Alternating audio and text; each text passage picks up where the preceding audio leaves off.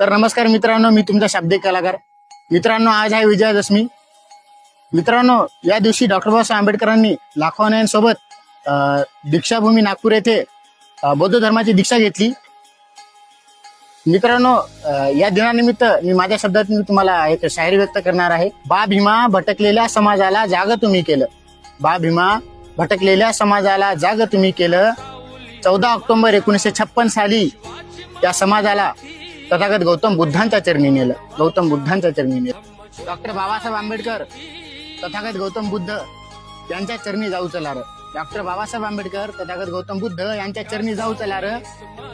मानवतेचा संदेश सांगू चलार. लोकशाही बळकट करू चलार. संविधानाचे पालन करू चलार.